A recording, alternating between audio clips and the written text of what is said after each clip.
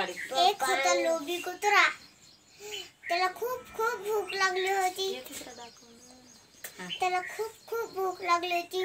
मग ते असा चालत गेला. त्याला एक भाकर दिसली. त्यांनी तो उचलली तोंडात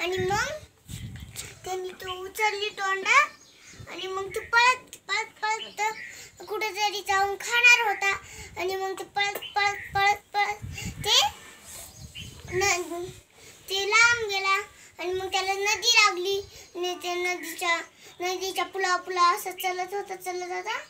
आणि मग त्यांनी नदीचं असं वाकलं की मग त्याला वाटलं, अरे वा, अजून एक कुत्रा त्याच्या तोंडात बी भाकर आहे. आपल्याला दोन भाकरी मिळतात तर आपलं पोट भरेल.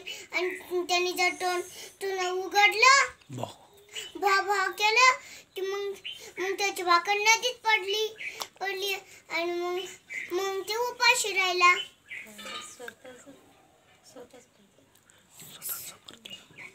संपली गोष्ट.